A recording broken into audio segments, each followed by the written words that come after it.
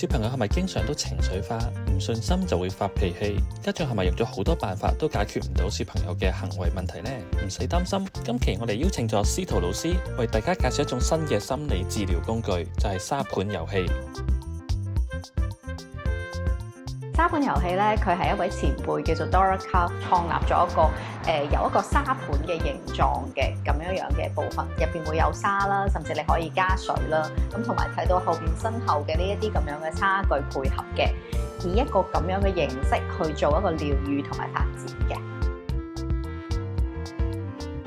小朋友啦，咁當佢入到嚟嘅時候咧，咁佢會見到我哋嘅分析師又好，治療師又好啦，咁會陪住佢，就會見到一個係長邊同埋短邊嘅一個沙盤嘅。咁沙盤咧，佢入邊係會有沙嘅，咁佢哋係可以喺呢一個沙盤嘅範圍入邊咧，去操作任意去搭建佢哋自己中意做嘅嘢嘅，點樣去塑造一啲嘢，去形成佢哋自己心目中想要嘅圖像啦，或者佢想要嘅情景啦，咁樣要建立一個自由同埋保護嘅空間俾佢哋嘅，咁要等佢哋喺呢度好舒服咁樣去表達佢哋自己想要嘅嘢嘅，會陪伴，但係我哋並唔干預，佢要我哋參與落去嘅。咁我哋可以做喺旁邊同佢一齊互動嘅一個咁樣嘅角色啦。咁同時，如果見到佢現實中係喺個沙盤入面呈現到一啲困難啦，或者係點樣嘅嘢啦，咁我哋可能會做一啲啟發性嘅語句去詢問下佢啊，又或者係我哋會做進一步嘅探索，同佢一齊去討論呢個話題。咁就好似有一個小朋友佢入到嚟嘅時候咧，其實喺佢嘅沙盤入邊咧。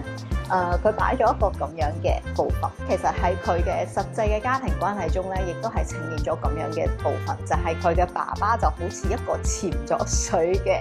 潛水員一樣，係啦，喺佢嘅生活中好似永遠喺佢周圍圍繞住嘅只有佢嘅媽媽。咁其實呢個時候我哋會睇到，其實爸爸嘅呢部分嘅功能係缺失咗嘅。喺佢嘅呢個沙盤入面，就好直觀咁用咗一個潛水員呢個角色，就會擺咗喺度啦。咁其實小朋友佢就會以呢一個咁樣嘅象徵意義喺度呈現緊佢屋企嘅家庭關係啦，同埋其實可能佢都好想呢個爸爸浮起身，可以望一望佢，或者同佢做遊戲啦。咁呢個都係佢嘅願望同埋需要嚟。佢可能會通過我喺度砌沙啦、游沙啦，甚至我會將啲玩具擺落啲沙度，擺到佢亂七八糟，甚至將佢埋起身。呢種時候佢係會將佢嘅情緒抒發出嚟嘅。喺呢個過程入邊，當佢抒發咗情緒之後咧，佢就會慢慢咁樣將佢現實嘅一啲部分，亦都可能會呈現出嚟，就好似啱先所講嘅潛水員爸爸一樣啦。咁當呢啲時候出現咗之後，其實佢內心嘅衝突就會慢慢咁樣從一個完全係唔知道，我好煩，我好嬲，或者我好唔開心，但係我唔知道點樣表達，因為語言能力嘅限制，又或者係佢覺得佢唔知道呢樣嘢係點樣發生嘅時候，咁呢樣嘢就咁好直觀咁呈現咗喺佢面前，而且俾佢認識得到，我爸爸潛咗水喎咁呢個時候，當佢有呢一個意識之後，佢就會慢慢去考慮，咁呢個現實嘅問題、現實嘅困難，我要點樣去處理呢？我係咪應該要點樣去令到呢個潛水員爸爸出翻嚟呢？沙盤遊戲佢係一種非語言嘅形式嚟嘅，可以突破咗兒童嘅嗰種語言嘅局限，咁變咗有好多佢嘅內心冇辦法用言語去表達出嚟嘅嘢咧，佢亦都可以表達出嚟。而且咧，沙盤佢係唔需要有咩任何嘅藝術技巧嘅，佢通過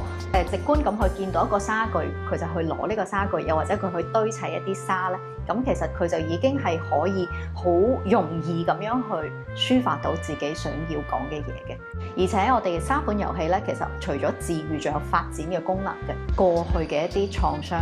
例如佢以前冇被照顧到嘅一個嬰兒，佢可能喺個沙盤入邊個 BB 就係孤零零咁擺喺一個位置嘅。咁我哋會見到，可能係嗰個部分佢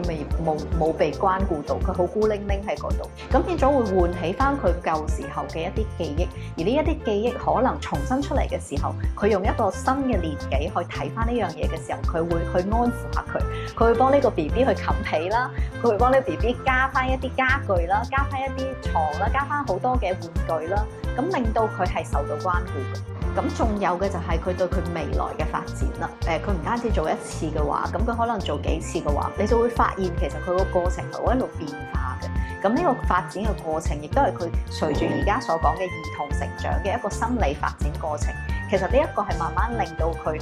如果係有創傷或者係有問題嘅小朋友，佢可能會慢慢走翻正軌啦。咁而有一啲佢可能而家亦都喺度適應緊社會規則嘅情況下，佢會慢慢咁樣去發展翻屬於佢自己內心好堅定嘅嗰個部分。大家好，我係職工之家嘅輔導組組長阿優。咁我哋定期都會舉行一啲成人嘅沙盤、親子類型嘅沙盤，同埋一啲沙盤培訓嘅課程嘅。如果你哋感興趣嘅話咧，都可以掃以下嘅二維碼進行報名嘅。